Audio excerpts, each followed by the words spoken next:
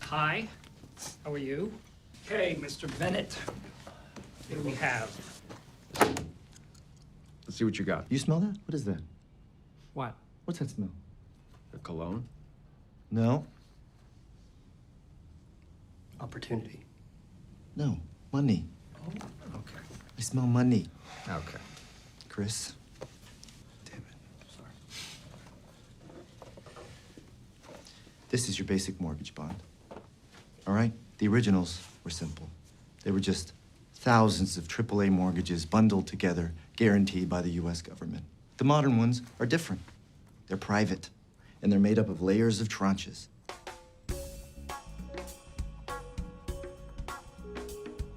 The highest level AAA is getting paid first. The lowest rated B is getting paid last, taking on defaults first. Now, obviously, if you're buying Bs, you can make more money, but they're a little risky. Sometimes they fail. Chris? Somewhere along the line, these Bs and double Bs went from a little risky to dog shit. Where's the trash? Behind you. I'm talking rock bottom FICO scores. No income verification. Adjustable rates, dog shit. The default rates are already up from 1% to 4%, fellas. And if they rise to 8%, and they will, a lot of these triple Bs are going to 0 too. And that, you're too close, is an opportunity. Okay, you're saying that at 8% the bonds fail and we are already at 4%? That's right. If they go to 8, it's Armageddon. Yeah, that's right.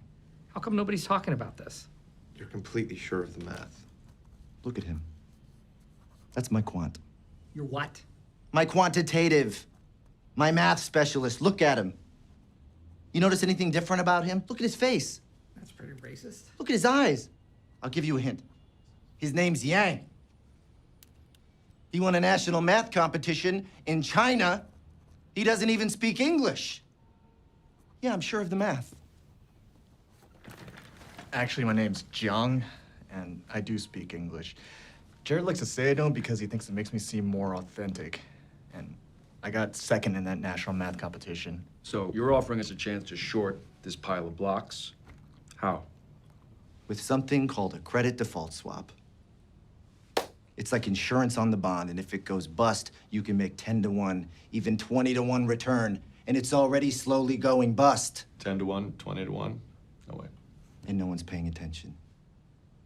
No one is paying attention because the banks are too busy getting paid obscene fees to sell these bonds. But wait, you are the bank. When you work for the bank, I bet your margins are pretty nice and fat. Let's not talk about my margins, by the way. Being nice and fat, that's a nice shirt. Do they make it for men? Aren't you the bank? I work for the bank. I don't think like a bank. Big bank, small bank, I like to make money. All right? Let me put it this way. I'm standing in front of a burning house, and I'm offering you fire insurance on it. A's, 0. B's, 0. Double B's, 0. Triple B's, 0. And then that happens. What is that? That's America's housing market.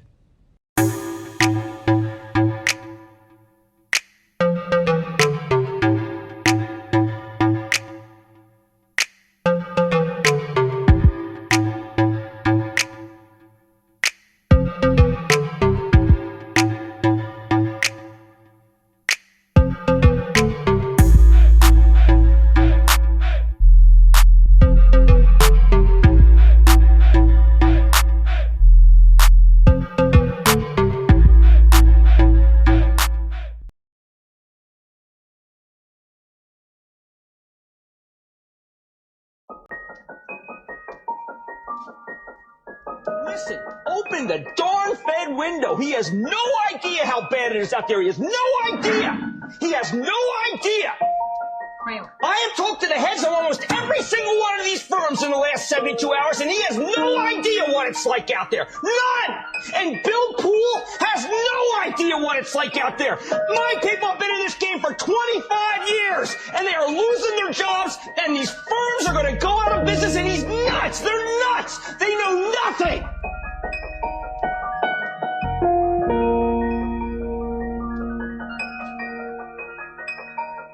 You may be old enough to remember exactly how bad fiscal year 2008 was for America. If so, you were probably one of 8 million people that lost their jobs as a result.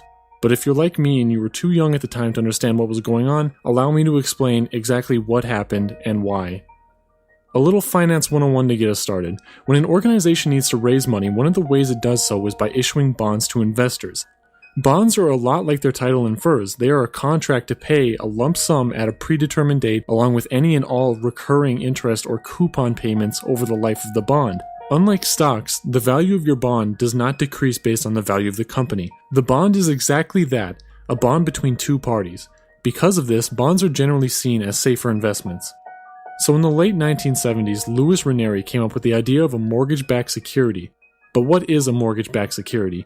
Well, let's dissect this quick. So the bank issues mortgages, but these mortgages have a perceived risk of the customers defaulting on the payments.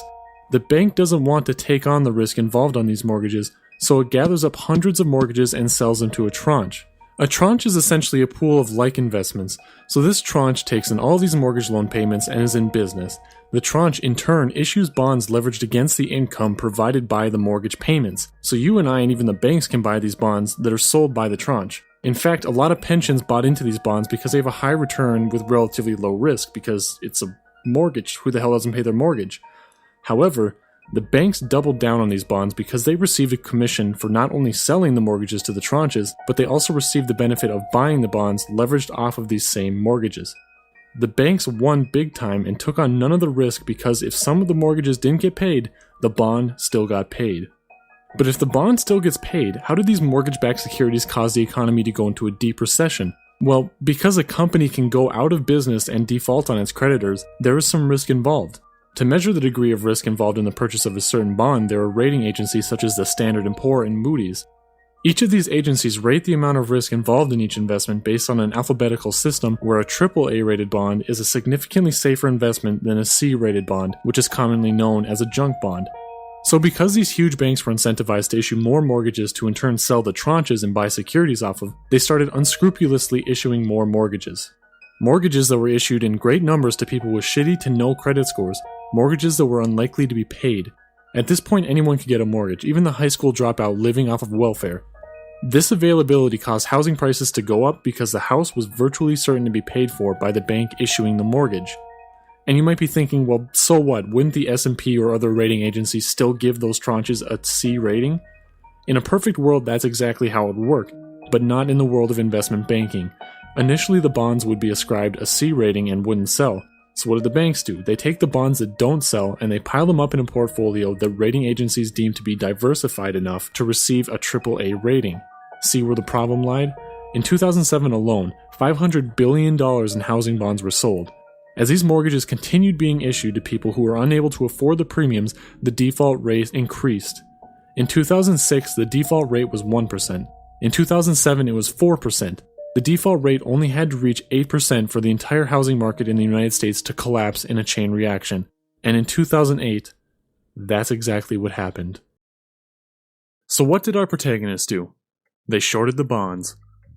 A short position, or a short, is the sale of a borrowed security, commodity, or currency with the expectation of the asset falling in value. In The Big Short, Michael Burry does this with mortgage-backed securities. Michael goes into a series of banks and asks to borrow over $1 billion in mortgage bonds with a short position, asserting that he believes that the bond is going to decline in value, meaning that the housing market is going to stumble or collapse. How a short position works is that Party A borrows $1 billion worth of bonds from Party B and sells them immediately on the market. In the future, Michael is expected to return the borrowed bonds by repurchasing them at the future value, which is expected to be lower. When this happens, Michael keeps the difference. The common consensus is that the housing market has been the strongest investment for the past 30 years and it is beyond foolish to bet against. However, Wall Street is greedy and will take advantage of foolishness when given the chance. To sweeten the deal, Michael requests a contract of payment in the form of a credit default swap. A credit default swap is a financial tool available for those who want to purchase insurance on an investment. How it works is that Party A buys a bond issued by Party B. Party A, feeling uncertain about whether Party B will default on the payment of the bond or not, can offer to buy a credit default swap from an insurance company, Party C. So Michael takes all of the investment pool he owns and puts it into purchasing mortgage-backed securities and corresponding credit default swaps. From 2006 to 2008, when millions upon millions of Americans defaulted on their mortgages, this caused the tranches to subsequently default on their payments of the bonds. As you remember from earlier, these were awesome investments at the time, and trillions of dollars, trillions, went into the purchase of these bonds and their derivatives. So in 2008, when the roof caved in, Michael Burry walked away with a personal profit of $100 million. Well, everyone, I hope you enjoyed this explanation of The Big Short, and I hope it makes a little bit more sense to you now.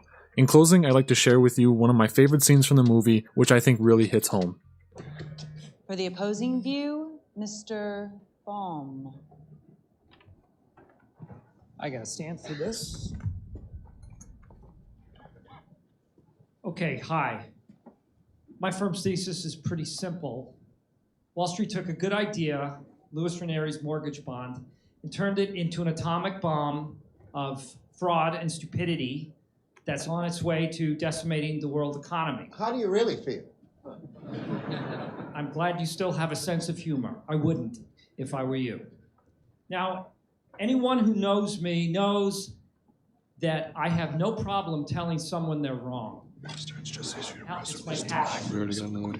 But for the first time in my life, it's not so enjoyable. We live in an era of fraud in America. Not just in banking, but in government, education, religion, food, even baseball. What bothers me isn't that fraud is not nice or that fraud is mean. It's that for 15,000 years, fraud and short-sighted thinking have never ever worked. Not once. Jesus, we're at Eventually, 37. We're at 37. we'll get caught. Things go It's fucking south. plummeting, man. It's fucking plummeting. When the hell did we forget all that? I thought we were better than this. I really did. And the fact that we're not doesn't make me feel all right and superior. It makes me feel sad. Every time I fucking hit refresh, it's dropping, man. It always goes down. And as fun as it is to watch pompous, dumb Wall Streeters be wildly wrong, and you are wrong, sir, I just know that at the end of the day, average people are going to be the ones that are going to have to pay for all of this. Because they always, 32? always do. It's 32. Yeah, that's fucking tax, man. That's my 2 cents. Thank you. I'm trying to do Satoshi. Does our bull have a response? Only that in the entire history of Wall Street, no investment bank has ever failed unless caught in criminal activities. So, yes, I stand by my Bear Stearns optimism. Mr. Miller, I'm sorry, quick question. From the time you guys started talking, Bear Stearns stock has fallen more than 38%. Would you still buy more? Yeah, sure. Of course I'd buy more. Why not?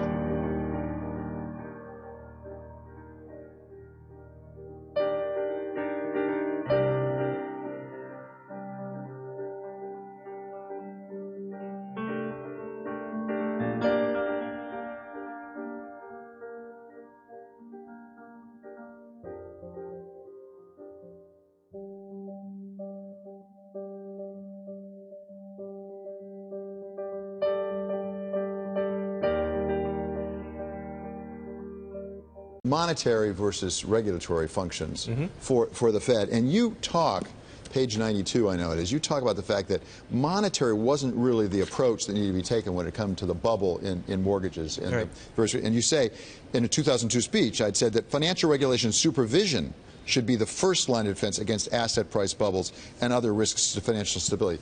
Has that been corrected now? There was a regulatory fail, wasn't there? Yes, that led absolutely. to this? And has it been corrected, and has it been overcorrected? Well, that's an awful lot to chew on here.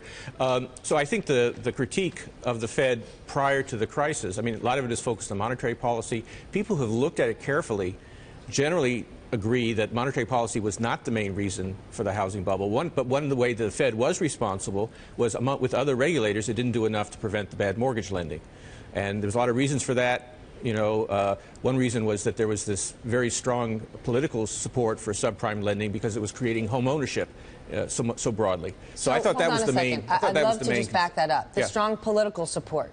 So Barney Frank, for example, who has been so critical of bad bank behavior during the financial crisis, specifically around mortgages, would you say it was Barney Frank who was promoting this? It's part of the American dream, your birthright here to own a home. It wasn't Barney alone. I mean, the regulators were saying, you know, we want to take care of predatory lending. We want to get rid of that. But subprime lending is positive because it improves home ownership. So it was a goal that a lot of people were pursuing, and in doing so, some bad practices were not taken care of. I think if you look at it, it goes well back into the 90s and HUD sure. policies and things to really encourage home ownership, particularly lower income people. Right. It was thought it was good. And to answer your question, at least those specific things I think have been addressed pretty significantly.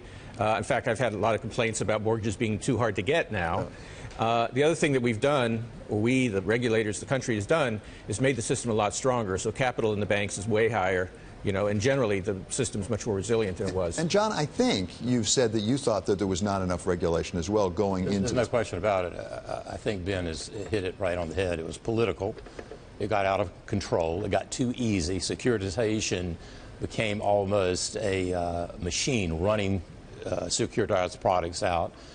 And there wasn't enough oversight, and there was a lot of fraud. And, you know, when everyone's happy and the market's going up, I think it actually gets worse on being sloppy in how things are done. It's totally changed now, and that's what we need. But again, politics had a lot to do with it. And look, it's great if people own homes, but it's got to be a situation where they can afford the home.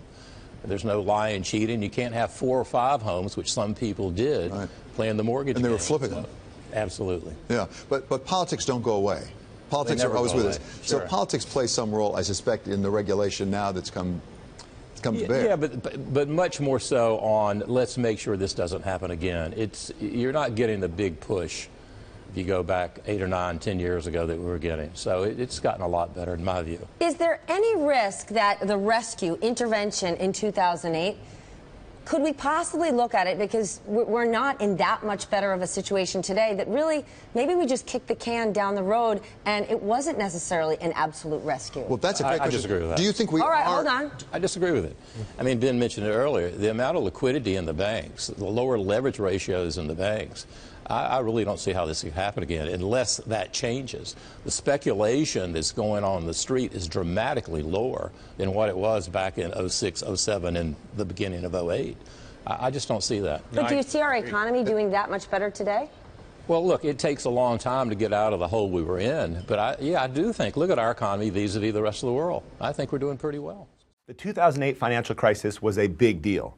Ben Bernanke said it could have resulted in a 1930-style global financial and economic meltdown with catastrophic implications. But what happened? Why did it happen, and why aren't we all huddled around burning trash cans, forming a raiding party to go steal gas from other tribes in the wasteland? By the way, if you're actually doing that, you probably didn't hear we survived the financial crisis. Things got better. Seriously, put down your crossbows. To explain what happened, first we have to do a quick explainer about mortgages. And you might already know this, but basically someone that wants to buy a house will often borrow hundreds of thousands of dollars from a bank. In return, the bank gets a piece of paper called a mortgage. Every month, the homeowner has to pay back a portion of the principal plus interest to whomever holds the piece of paper.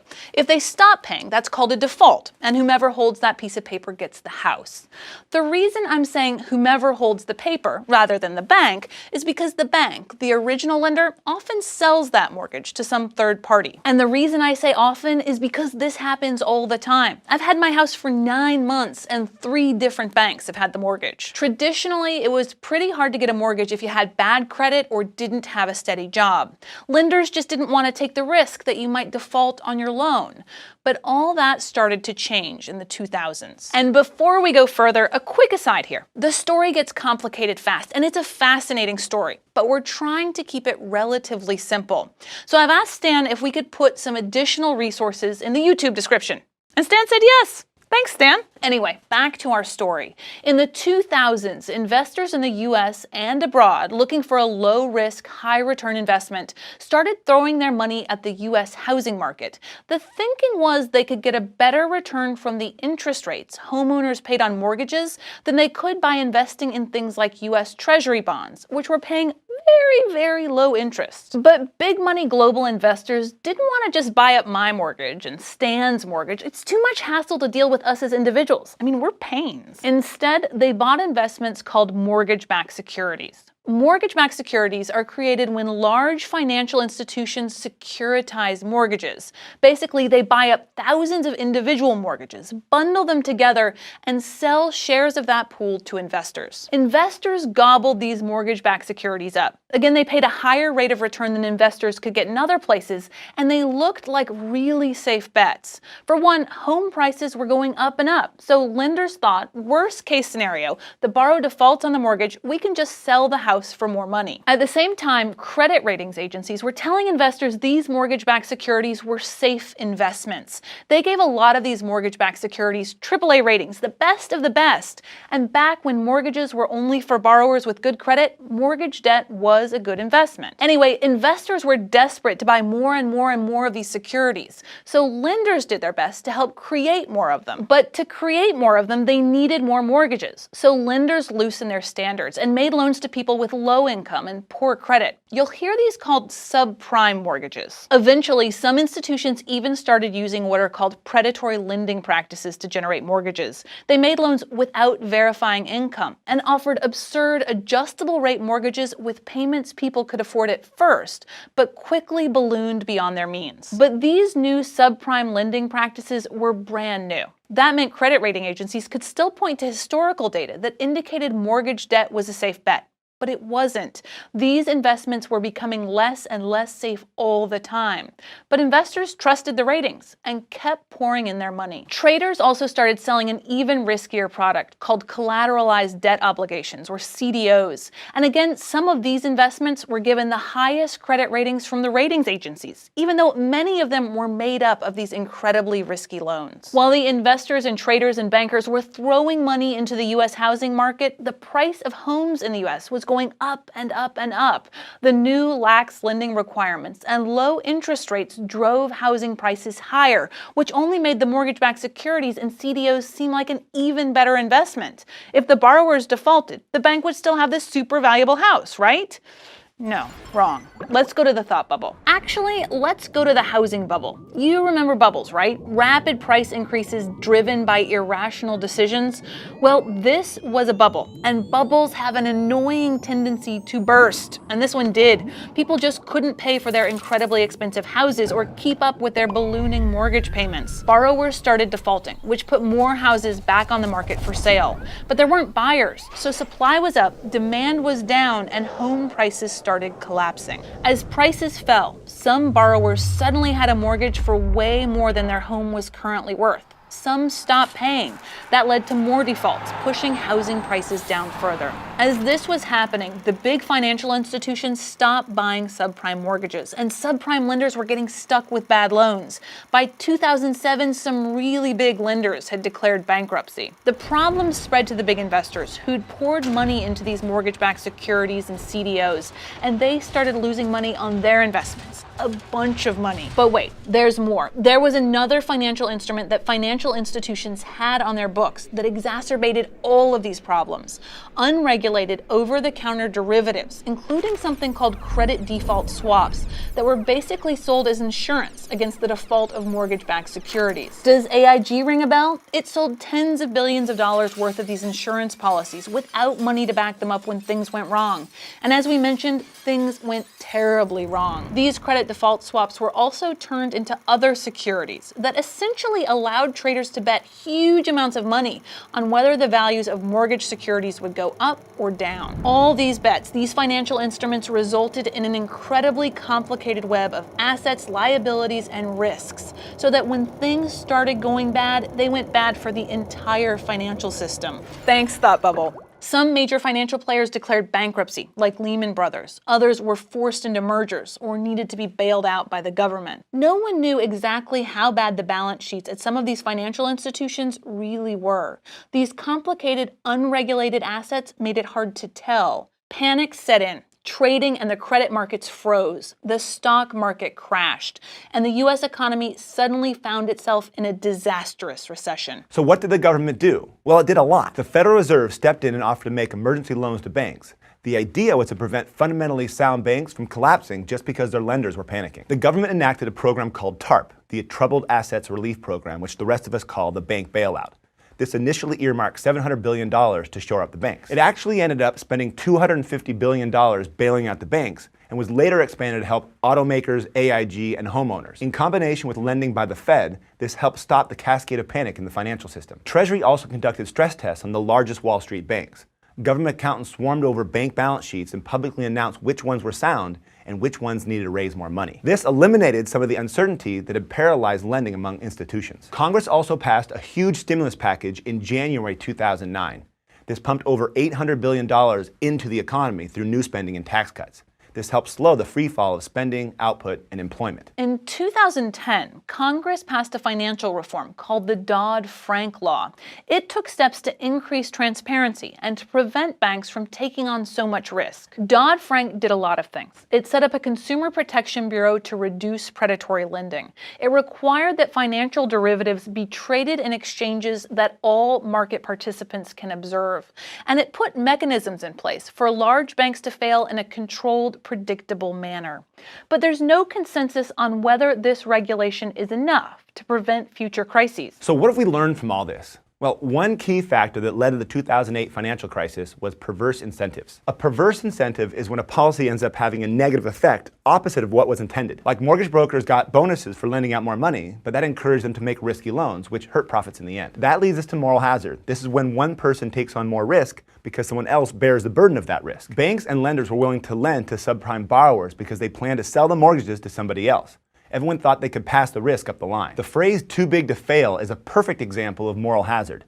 If banks know that they're going to be bailed out by the government, they have an incentive to make risky or perhaps unwise bets. Former Fed Chairman Alan Greenspan summed it up really nicely when he said, if they're too big to fail, they're too big. When something terrible happens, people naturally look for someone to blame. In the case of the 2008 financial crisis, no one had to look very far because the blame and the pain was spread throughout the US economy. The government failed to regulate and supervise the financial system. To quote the Bipartisan Financial Crisis Inquiry Commission report, the sentries were not at their post, in no small part due to the widely accepted faith in the self-correcting nature of the markets and the ability of financial institutions to effectively police themselves. The report placed some of the blame on the years of deregulation in the financial industry and blamed regulators themselves for not doing more. The financial industry failed. Everyone in the system was borrowing too much money and taking too much risk, from the big financial institutions to individual borrowers. The institutions were taking on huge debt loads to invest in risky assets, and huge number of homeowners were taking on mortgages they couldn't afford. But the thing to remember about this massive systemic failure is that it happened in a system made up of humans, with human failings. Some didn't understand what was happening. Some willfully ignored the problems, and some were simply unethical, motivated by the massive amounts of money involved. I think we should give the last word today to the Financial Crisis Inquiry Commission report. To paraphrase Shakespeare, they wrote, "The fault lies not in the stars, but in us." Thanks for watching. On November 25th, 2008, the U.S. economy was in deep trouble. Dow and the NASDAQ at 5.5-year lows, the S&P at an 11.5-year low. GDP growth was contracting at the fastest rate in 50 years, and the economy was losing hundreds of thousands of jobs each month. So the Fed stepped in. 9 years later, the economic picture looks very different. So did the Fed do the right thing during the crisis?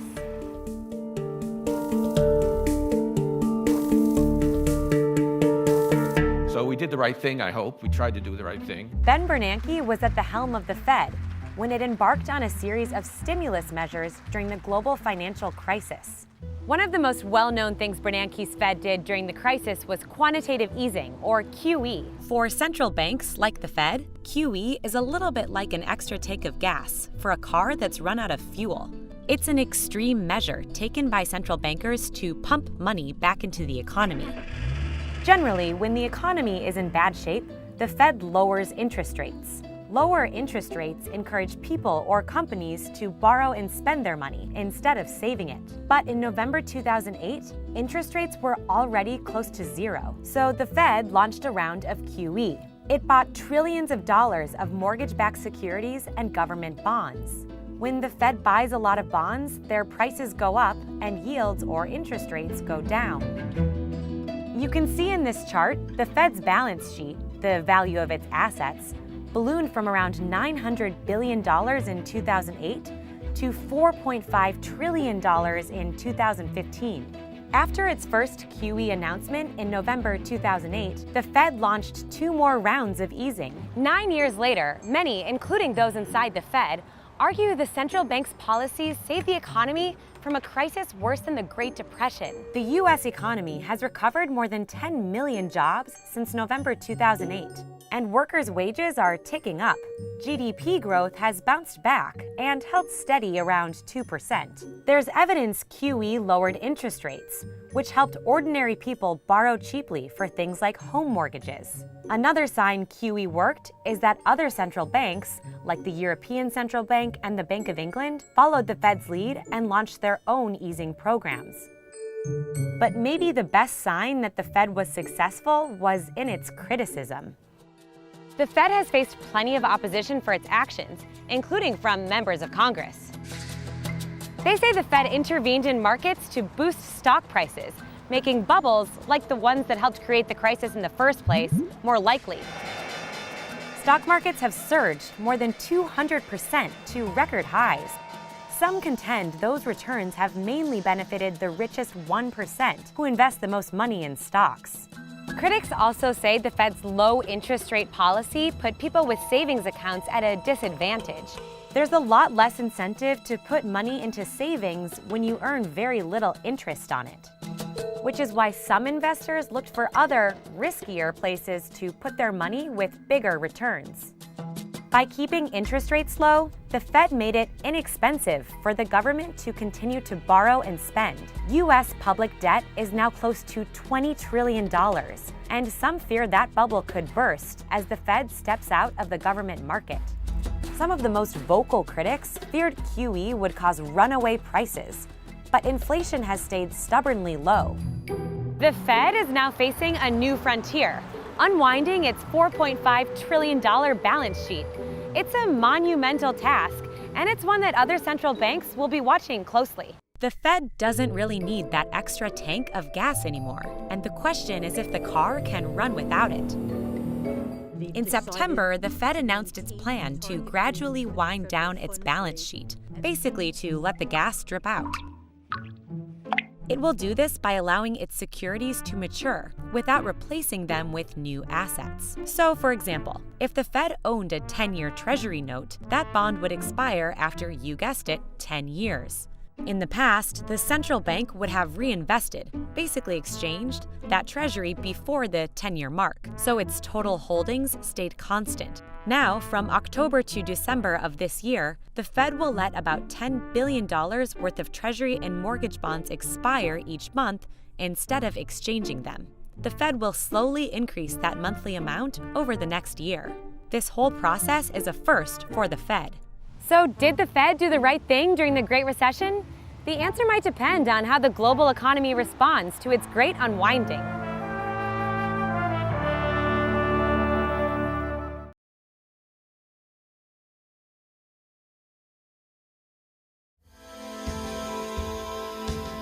Bitcoin, a peer-to-peer electronic cash system by Satoshi Nakamoto. Abstract, a purely peer-to-peer version of electronic cash would allow online payments to be sent directly from one party to another without going through a financial institution. Digital signatures provide part of the solution, but the main benefits are lost if a trusted third party is still required to prevent double spending. We propose a solution to the double spending problem using a peer-to-peer network. The network timestamps transactions by hashing them into an ongoing chain of hash-based proof of work, forming a record that cannot be changed without redoing the proof of work. The longest chain not only serves as proof of the sequence of events witnessed, but proof that it came from the largest pool of CPU power. As long as a majority of CPU power is controlled by nodes that are not cooperating to attack the network, they'll generate the longest chain and outpace attackers. The network itself requires minimal structure. Messages are broadcast on a best effort basis, and nodes can leave and rejoin the network at will, accepting the longest proof of work chain as proof of what happened while they were gone. What is Bitcoin? Bitcoin is the first decentralized digital currency. Bitcoins are digital coins you can send through the internet. Compared to other alternatives, Bitcoins have a number of advantages. Bitcoins are transferred directly from person to person via the net, without going through a bank or clearinghouse.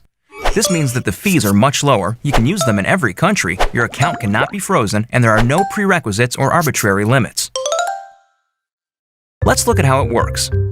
Bitcoins are generated all over the internet by anybody running a free application called a Bitcoin miner. Mining requires a certain amount of work for each block of coins. This amount is automatically adjusted by the network such that Bitcoins are always created at a predictable and limited rate.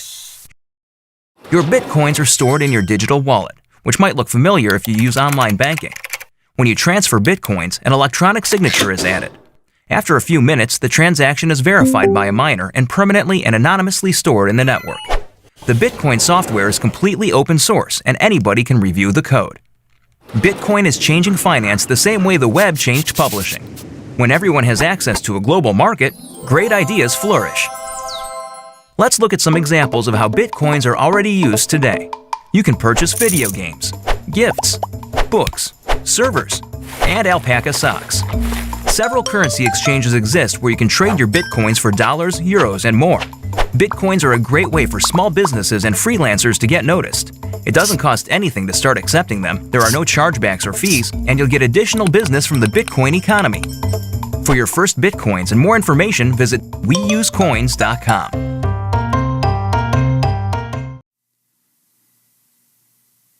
Part 1. Introduction. Commerce on the internet has come to rely almost exclusively on financial institutions serving as trusted third parties to process electronic payments. While the system works well enough for most transactions, it still suffers from the inherent weaknesses of the trust-based model. Completely non-reversible transactions are not really possible since financial institutions cannot avoid mediating these disputes. The cost of mediation increases transaction costs, limiting the minimal practical transaction size and cutting off the possibility for small casual transactions. And there is a broader cost in the loss of ability to make non-reversible payments for non-reversible services. With the possibility of reversal, the need for trust spreads. Merchants must be wary of their customers, hassling them for more information than they would otherwise need. A certain percentage of fraud is accepted as unavoidable. These costs and payment uncertainties can be avoided in person by using physical currency, but no mechanism exists to make payments over a communications channel without a trusted party. What is needed is an electronic payment system based on cryptographic proof instead of trust, allowing any two willing parties to transact directly with each other without the need for a trusted third party. Transactions that are computationally impractical to reverse would protect sellers from fraud, and routine escrow mechanisms would easily be implemented to protect buyers. In this paper, we propose a solution to the double spending problem using a peer-to-peer distributed timestamp server to generate computational proof of the chronological order of transactions. The system is secure as long as honest nodes collectively control more CPU power than any cooperating group of attacker nodes. One of the biggest mysteries in the technology world is the identity of Satoshi Nakamoto, the computer programmer who invented the digital currency Bitcoin.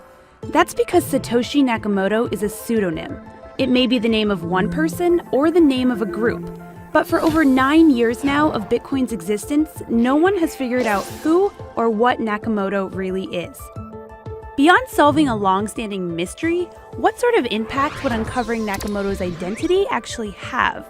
To answer that question, let's start at the beginning. In 2008, Satoshi Nakamoto published a 9-page white paper containing the first ever mention of Bitcoin, calling it a peer-to-peer electronic cash system. At this point, Bitcoin was just an idea on paper. But in 2009, Nakamoto put the concept to test, releasing the cryptocurrency's first software. Nakamoto was active those first few years, writing in forums, sending emails, and working with other developers and coders to improve the program. That all changed in 2011, when Nakamoto essentially vanished. No more forum entries, no more emails. And in all that time, nobody, not even close collaborators, ever met the founder in person. But here's the thing, whoever it is, they didn't walk away empty-handed. Nakamoto is estimated to have 1 million bitcoins, which, as of today, is worth over $5 billion. So why did Nakamoto just disappear? Well, there are two competing theories. There's the good Satoshi hypothesis, which holds that Satoshi really wanted to let Bitcoin go and become its own thing without him. The other hypothesis is that Satoshi really just saw Bitcoin taking off and wanted to keep his privacy. That's Matt Green, a cryptocurrency professor at Johns Hopkins University. He says the latter hypothesis is more likely. And as evidence, he points to the story of Dorian Nakamoto, a Japanese-American who, in 2014, was incorrectly identified as being the inventor of Bitcoin. Just a couple of years ago, Newsweek identified a man named Dorian Satoshi Nakamoto, who isn't Satoshi Nakamoto, but they thought he was. And reporters descended on his house and tore apart his life. Do you mind speaking to us for a moment? No. I have nothing to do with Bitcoin. I just believe that somebody put that fictitious name in there. I don't know what this is all about. So I think there's a pretty good case to be made that the last thing you want to do in your life is be identified as the creator of Bitcoin. But for some people, being in the limelight is exactly what they want. Take Craig Wright. He's a former Australian academic who, in 2016, told the BBC on camera that he could prove he was the founder of Bitcoin. So you're going to show me that Satoshi Nakamoto is you? Yes. It didn't quite work out that way. Security researcher Dan Kaminsky concluded Wright's claim was intentional scammery. For someone like Craig Stephen Wright, it may have been, beneficial in his mind to claim that, authority. You're able to speak at conferences, garner a lot of support. Ben Yu is a cryptocurrency investor living in San Francisco. He thinks Nakamoto is Nick Szabo, an American computer scientist. There is strong evidence pointing to certain people who may be Satoshi Nakamoto, but ultimately nothing definitively conclusive. So why do people keep searching? It comes down to money and politics. Bitcoin has a finite supply. There are only 21 million that can ever be mined. Nakamoto is assumed to have 1 million of them, which amounts to about 5% of the entire cryptocurrency. So let's put that in perspective. Take gold. The US government holds the most gold reserves of anyone in the world at about 8,000 tons. The estimated total gold in the world is 187,000 tons, so the US has about 4.3% of the world's total supply. That means Nakamoto may have a bigger stake in Bitcoin than the entire US government has in gold. And if Nakamoto were to unload those Bitcoins quickly, the value of the crypto could tank. The thing about Bitcoin is if you control 1 million of them, you have the ability to flood the market at any point. Think of them as rare baseball cards, right? They're valuable because they're rare. If somebody could dump hundreds or thousands of Mickey Mantle trading cards, rare ones, onto the market, they wouldn't be worth so much anymore. So that's kind of the danger with Satoshi. But some people don't think the impact would be long-lasting.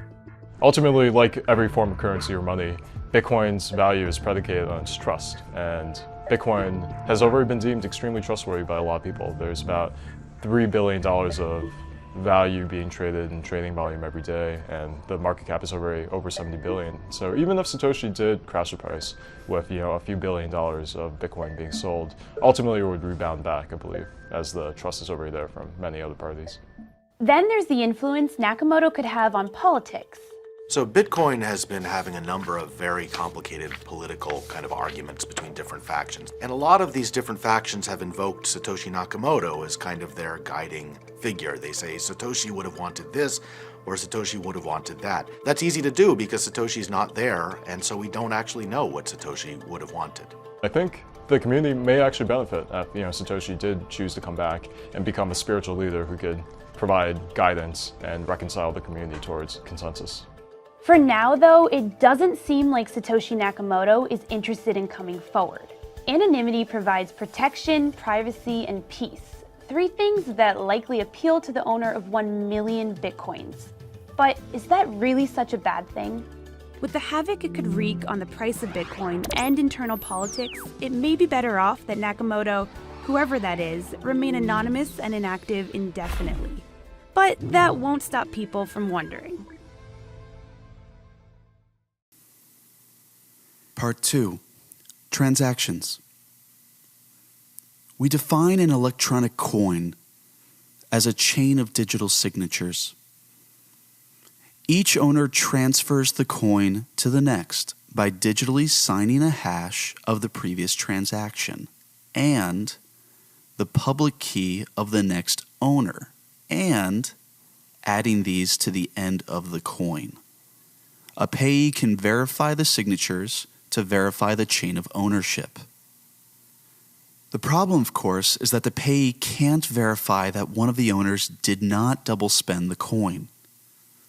A common solution is to introduce a trusted central authority, or mint, that checks every transaction for double spending. After each transaction, the coin must be returned to the mint to issue a new coin, and only coins issued directly from the mint are trusted not to be double spent. The problem with this solution is that the fate of the entire money system depends on the company running the mint, with every transaction having to go through them just like a bank. We need a way for the payee to know that the previous owners did not sign any earlier transactions. For our purposes, the earliest transaction is the one that counts, so we don't care about later attempts to double spend. The only way to confirm the absence of a transaction is to be aware of all transactions. In the mint-based model, the mint was aware of all transactions and decided which arrived first. To accomplish this without a trusted party, transactions must be publicly announced, and we need a system for participants to agree on a single history of the order in which they were received. The payee needs proof that at the time of each transaction, the majority of nodes agreed it was the first received. You've tweeted about various subjects, actually. It's interesting, your tweet experience. But one of the things you tweeted about was Bitcoin, that you were still thinking about a month ago now. We now have the LME saying that they're actually, actually saying they're going to start trading in futures on Bitcoins are a little too tangible for the London Metals Exchange. Yeah, that's right, exactly. Yes. So the CME is going to have futures with Bitcoin. Are you still thinking about it? And if Goldman customers, your customers, come to you and say, we really want to have this as part of our portfolio, do you have any choice but to get involved in Bitcoin? Look, I have a level of discomfort with it, as I have a level of discomfort with anything that's new. But I've learned over the years that there's a lot of things that work out pretty well that I don't love. I remember when they first came out with cell phones, I'm thinking, why would anybody want this thing? It lasts, battery lasts about 10 minutes. It weighs a ton. You have to have it on your back. And there's phone machines every 15 feet. Why would anyone want this? Guess what? I missed that one. And here, I read a lot of history, and I know once upon a time, a coin was worth $5 if it had $5 worth of gold with it. And then a piece of paper was worth $5, but only if it was backed by gold in the treasury, or silver in the silver certificate. And even then people were suspicious. Now we have paper that's only backed by fiat. The government says, I think that's what it's worth. Maybe in the new world, something gets backed by consensus. Right. Instead of a government fiat, maybe it's a consensual arrangement by people that agree that it's worth something, kind of like what social media does. It's not my natural state of comfort. But if you told me that, if we went into the future and Bitcoins were successful, I would be able to explain how is a natural evolution from hard money. By the way, why is gold worth anything more than the jewelry value in gold? That's kind of a consensus that people have, because no government says, I'm going to pay you $1,300 an ounce from gold. It is that. If somebody, why is it worth that? You can't eat it. Why is it worth that? Because it's been like that for a long time. And so maybe 200 years from now, even someone like me might be comfortable with it. But right now, I tell you, I don't have an investment in it, but I'm not willing to poo-poo it, and that's why I say I'm open to it.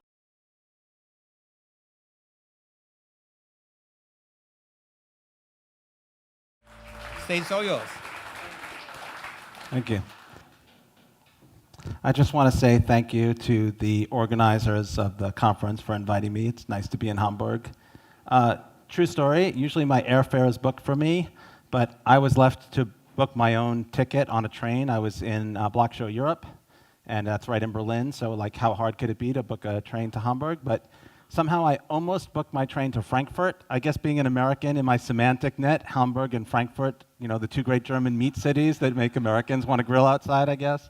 But anyway, I'm here presenting to you guys, instead of in Frankfurt presenting to no one, on enabling the Internet of Value. So how did we get to where we are today? I think a lot of us were inspired by Bitcoin arriving on the scene, and I think we're seeing play out a set of events that we've seen with other technologies before.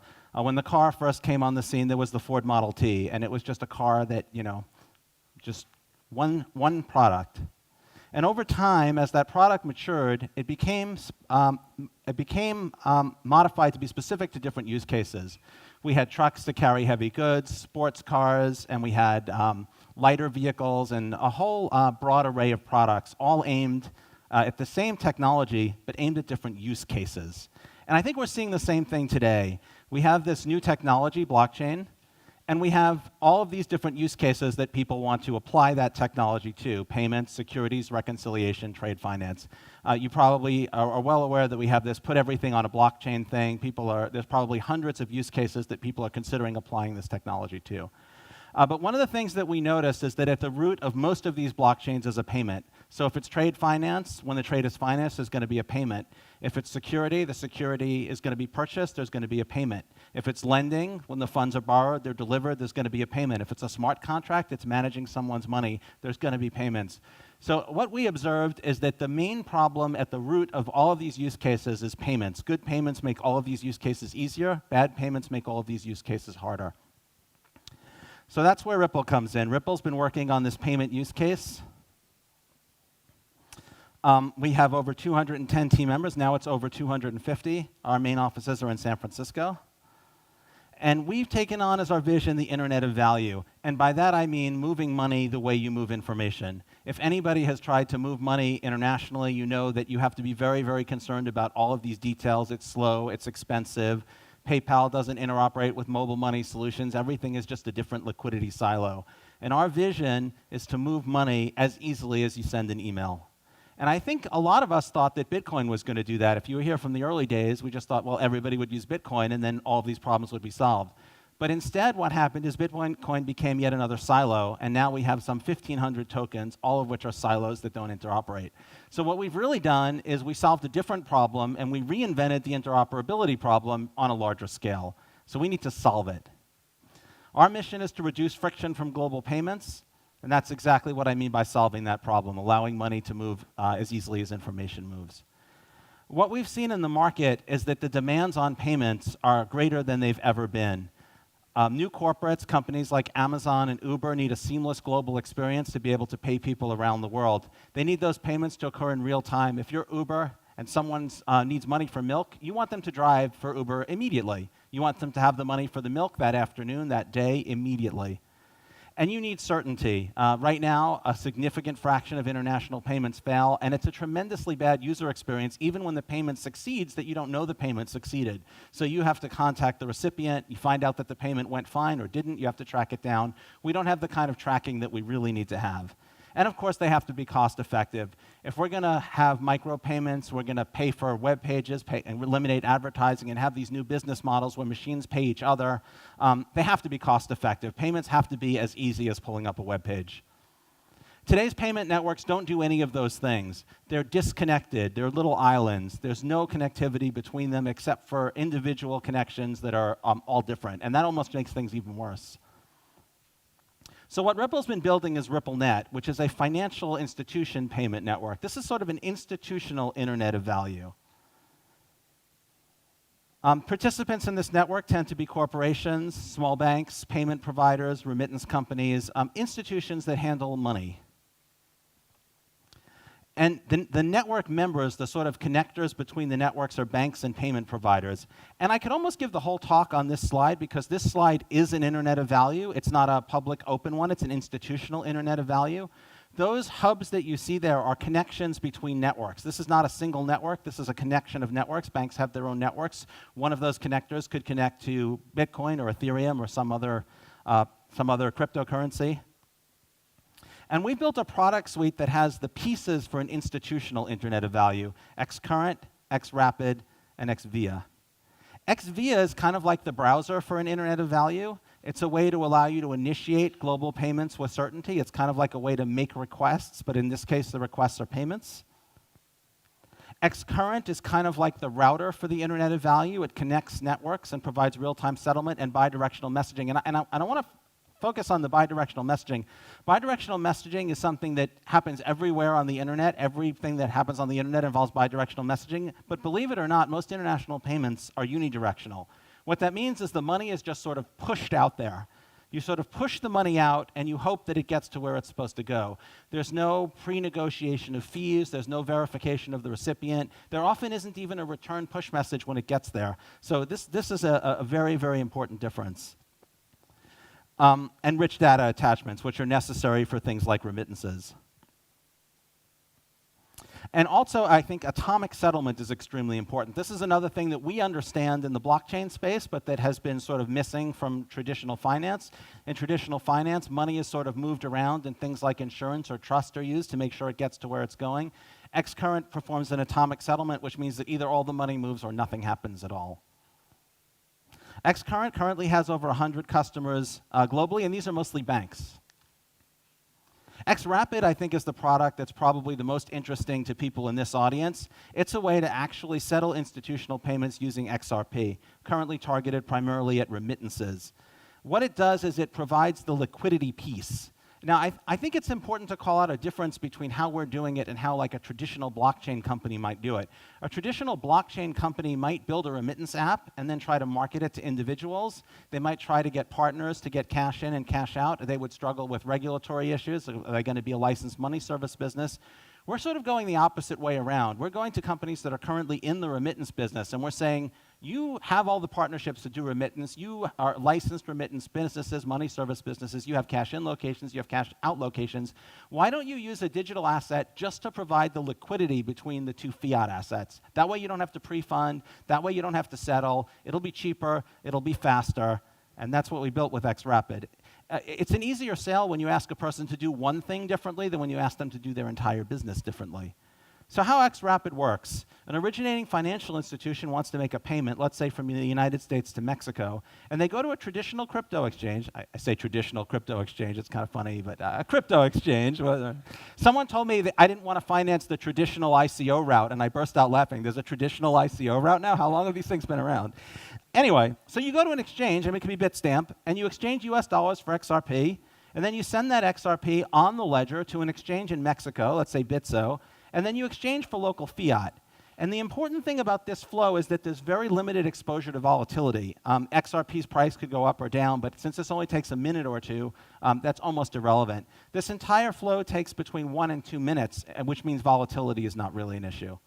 The digital asset that we're using to settle these international payments is XRP, so I want to talk a little bit about what XRP is.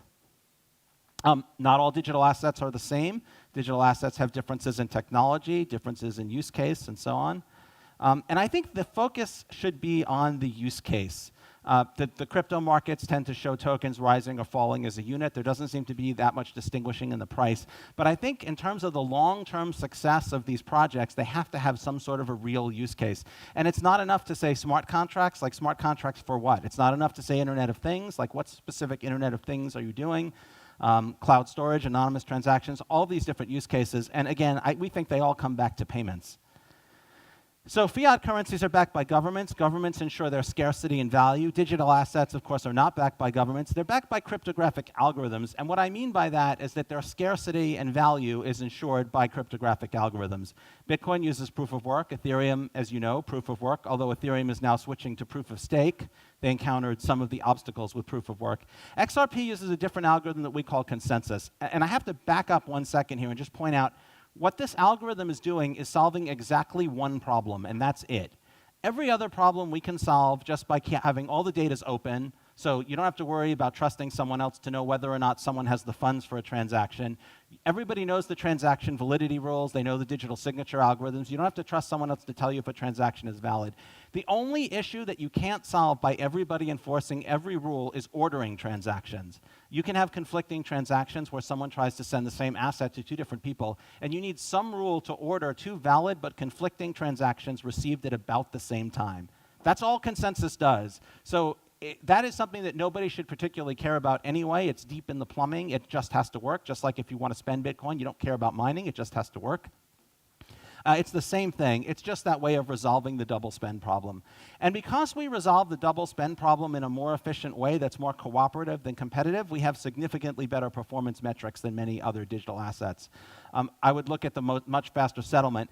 Bitcoin fees are not around $20 per transaction as they were when this slide was made, but I think it's important to point out that you're kind of at the mercy of the block size controversy. Miners want larger fees. Fees, if they do get high, they can stay high for very long periods of time because the clearing time in Bitcoin is slow.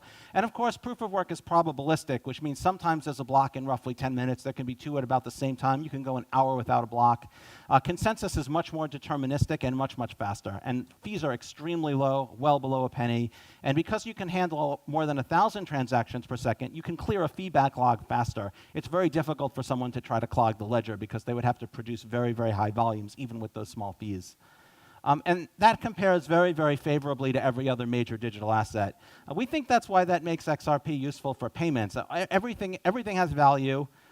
What matters is how quickly can you transfer it, how much does it cost to transfer it, how reliable is it, how scalable is it. If we can make tokens interoperate so that there aren't network effects, what's going to matter are these sort of these features that are use case specific. So XRP, lowest cost per transaction, lowest transaction time, highest transaction rate. We've closed over 35 million ledgers, available on 60+ exchanges, so liquidity is not significantly different from other digital assets. So I want to talk about the technology underneath XRP. First of all, these are kind of the cost of admission. Every project has to have this. It has to be open source. You can't ask people to run code they can't see. It has to be decentralized. That is, there can't be someone who has the legal authority to run the system. There can't be someone who can shut it off or force people to run code they don't want to run, hold patents, none of that stuff. And it has to be reliable and secure. The XRP ledger has been operating since 2012, and no major issues. It uses a distributed agreement protocol to put transactions in order, consensus for ordering and batching. I want to call out one interesting thing that we do, which is invariant checking.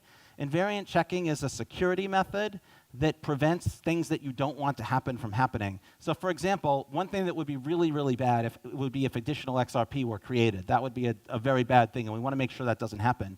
There's probably 20,000 lines of code that could have a bug and cause XRP to be created, and saying, well, check those 20,000 lines of code, and I promise you won't find a bug, and if you do, please let me know quick.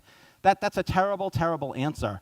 Transactions operate on views and scratch pads, and then the invariant checker will say, did this transaction create XRP? And if it does, it throws away the scratch pad and creates a new view that says, this transaction broke an invariant. Somebody go fix it, but it does not allow the XRP to be created. I think that's very important. We're account-based, not UTXO-based, which means that you can change your keys without changing your receiving address. If you're a charity and you're receiving Bitcoin and you publish a Bitcoin address and you want to change your key because you don't trust your custodian, you have to publish a new receiving address and you have to move your funds. That doesn't happen on the XRP ledger. We also have tags, so if you want to receive funds for 1,000 different accounts or customers, you don't have to create 1,000 different accounts on the ledger or 1,000 receiving addresses. You just assign them tags and you're only watching one receiving address. It's a lot cleaner and neater. We have function-specific transactors like escrow, payment channel, and check. We're not like Ethereum, where you can program it to do anything you want, and we're not like Bitcoin, where we have very limited fixed function transactors. We're sort of in the middle with transactors aimed at the payment use case.